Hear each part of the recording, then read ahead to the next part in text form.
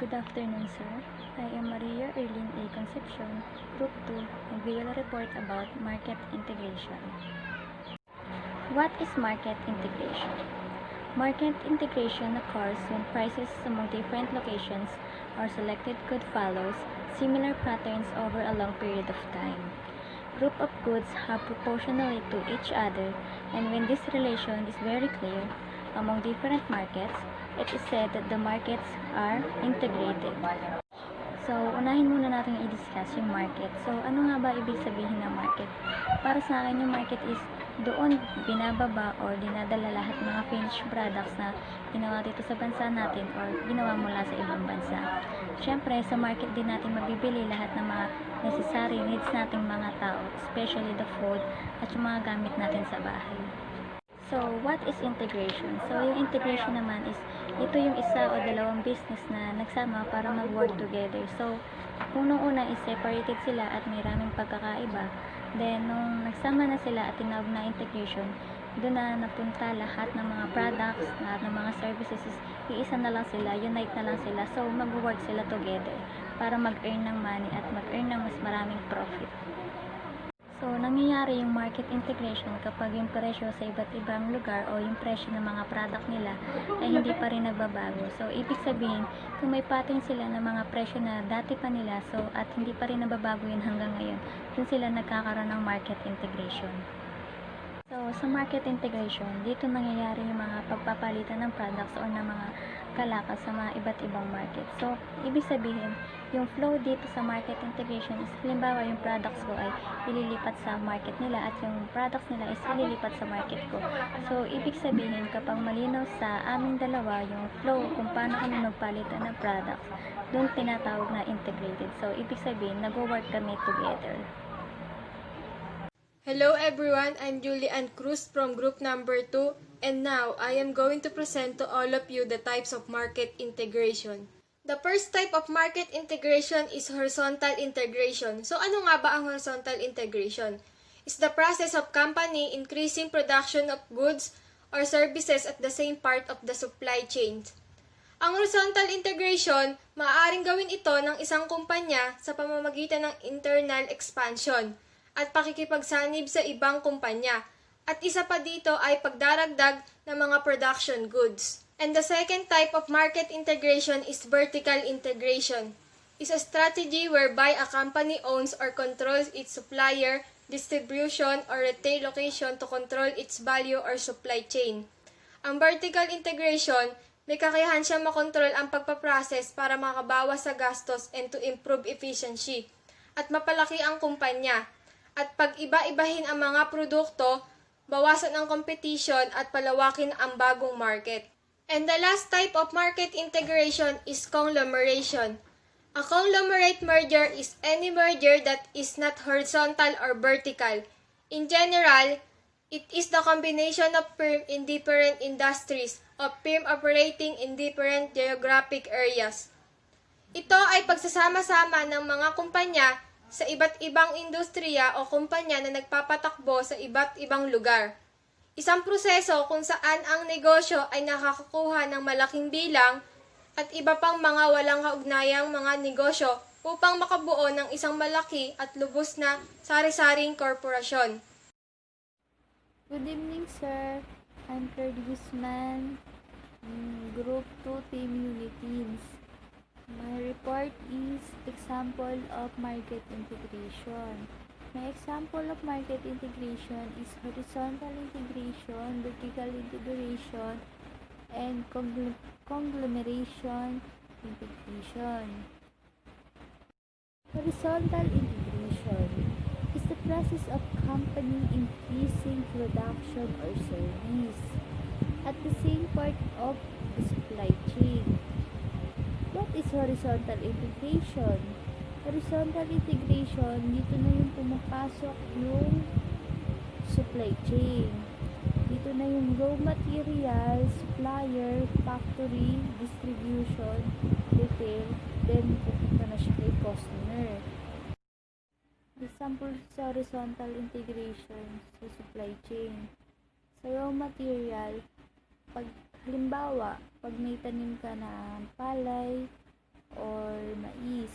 Pag may bumili sa'yo na maramihan, tawag dito supplier. Yung supplier na yun, pwede siyang magdala sa mga factory para yung product na palay or mais, pwede pang maging asukal or ano pa pwedeng gawin doon para maging maayos yung product at mabili ng tao. Then ngayon, yung factory na yon, i-distribute niya, i-deliver niya sa mga iba-ibang store. Halimbawa, yung store na yon, SM,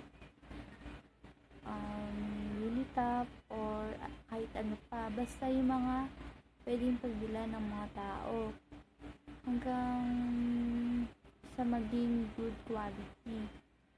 So, yung supply chain, dito dumadaan kung saan nanggagaling yung mga product pababa sa pag-ani hanggang sa maging good quality at maging maayos yung product.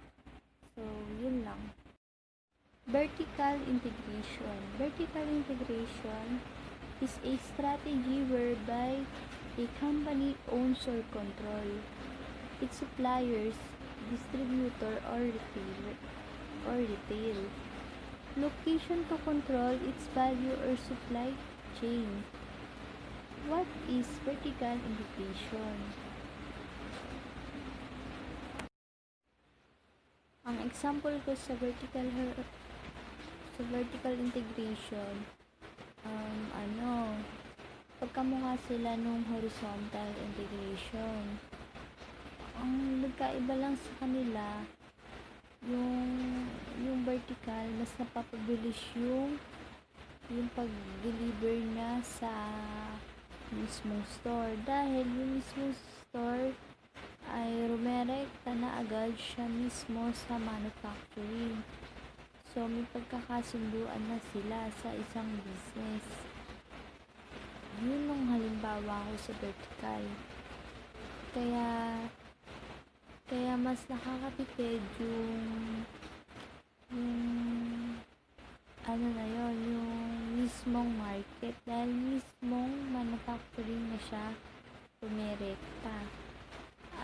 Meron din naman sa online. Yung mismong online seller, rumerektas din sila sa manufacturing para mas nakakatipid sila. Kaya, yun lang po yung pinanad ko sa vertical integration. Conglomeration. Conglomerate is a corporation that is made up of a number of different, seemingly unrelated of business. In a conglomerate, one company owns a controlling stake in a number of smaller companies. So, what is example of conglomeration? Conglomeration, base sa pagkakaintindi ko sa conglomeration, isa siyang malaking business na pwedeng na nagkokontrol ng mga maliliit na business. Halimbawa ko dito, yung SM. Si SM si SM kumukuha siya ng maliliit na companies para idalhin sa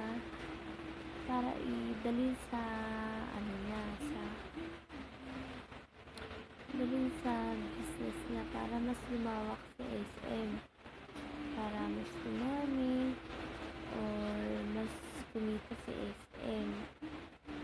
So, yun yung pagkakaintindi ko sa conglomeration.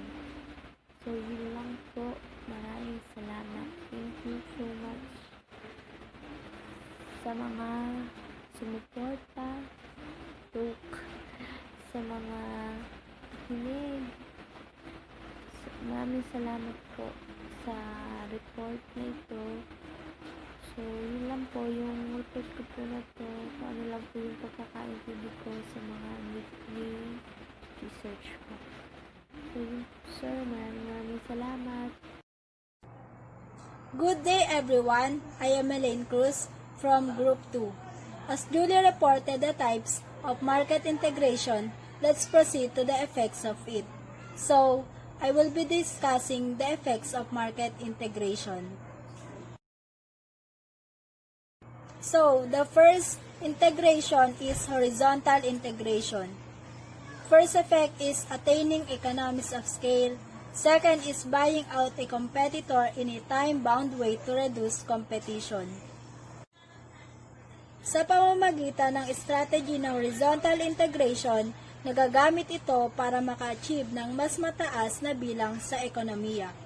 Sa pamamagitan din ito, nababawasan ang pagkakaroon ng kompetisyon sa dalawang magkaibang panig. Second is vertical integration. More profits by taking up additional functions, improvement in bargaining power and prospects of influencing prices. Nakakaapekto yung strategy na to sa pagkakaroon ng mas maraming kita ng isang kumpanya kapag nag-offer pa sila ng karagdagang items regarding with the services they provided. Mas pinalalawak din rito ang tinatawag na bargaining power. Ano nga ba ang bargaining power na tinatawag? Ang bargaining power ay ang kakayahan ng tao o partido na makuha ang kanilang gusto. For example, may dalawang company parehas silang naging partner sa pagpapalago ng business. Parehas din silang may authority sa company ng bawat isa if ever na may gusto sila baguhin or i-maintain to keep their business at the top. The last is conglomeration integration. Risk reduction through diversification, acquisition of financial leverage.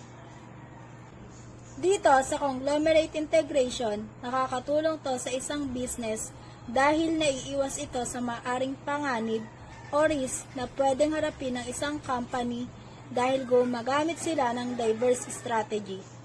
Meaning, pinalalawak pa nila lalo yung business na mayroon sila. The more na mas wide yung company nila, mas maraming security din para sa kanila. By having this integration, nakakatulong sila sa iba pang company dahil nai-influence nila ang mga ito from what are they doing sa company na mayroon sila. Nagpapautang sila ng mga puhunan sa isang company dahil the more na maraming debt, the greater financial leverage they will get. Sa panahon ngayon, one type of this integration is the interest rate in a loan.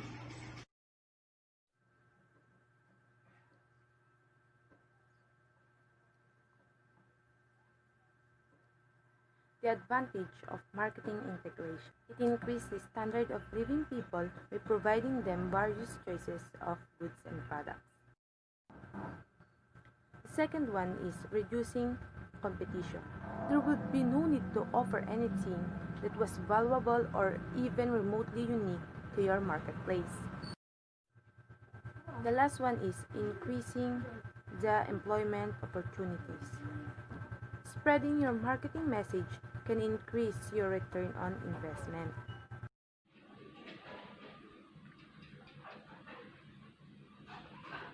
Now, the disadvantage of vertical integration, first, it can have capacity balancing problem. It can bring about more difficulties, and also it can result in decreased flexibility. It doesn't account for unexpected vertical integration can limit effectiveness of organization competitors, while the horizontal integration increasing the size of the company and also increase the size of the problem. Bigger company are harder to handle. Legal repercussion, reduce flexibility. It's destroying value rather than creating it.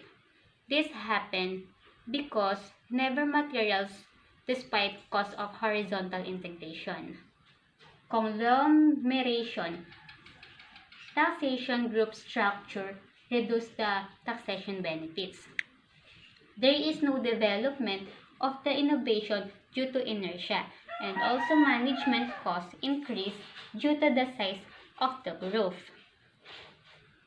Conglomerates have too many accounting related problems. For example, consolidation and group disclosure. Good day, I'm Rani Capullo from Group 2, Uniteens. Example of gender roles. Gender roles can be conceptualized as behavior based on biological sex. Traditionally, for men to be masculine, were expected to have strength, power, and competitiveness, and women to be feminine, generally expected to be polite, accommodating, and nurturing, where women should learn about household traditionally, and men should think about how to have work for his family in the future. Women can nowadays can do work like men, and men can do work like women. Because in this world and generation, gender has no place to have in having success in their own. History of gender roles. The World Health Organization, or WHO, defines gender role as social constructed roles, behavior, activities, and attributes that given society consider appropriate for men and women. In 1977, men and women are expected to work as perform different tasks and occupy different roles based on their sex.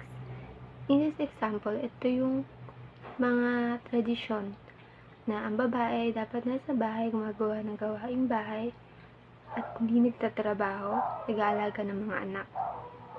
And yung mga lalaki, sila yung nagtatrabaho at bumubuhay sa pamilya nila. In 1997. In 1995, gender roles can be linked to expectation of males and females in realm outside of the family as well as work. In 21st century, many corporations operate from a perspective that favors traditional beliefs and gender. Nung nag-open yung 21st century, naging open na rin ng mga tao na pwede na ang babae sa pagtatrabaho pero base pa rin sa skills nito at sa kung gano'n nila kakaya or katatag habang nagawin yon. As well as boys, meron na rin dito nasa bahay na lang, nag-aalaga ng mga bata, tapos talagang naging open na sila. And lastly, purpose of gender rules. Gender rules are product of the interact between individuals and their environments, and they give individuals cues and behaviors to appropriate for their gender.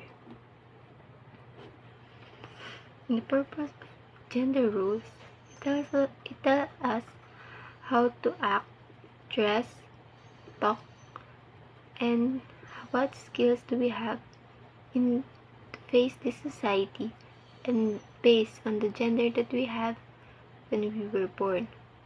But knowing the freedom that we had, some people are considering people who have skills na kaya nila, hanggat kaya nilang gawin yung bagay na yun, even if hindi akma sa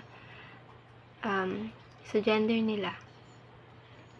Still considered as a good person or employee sa isang kumpanya or sa isang komunidad or society.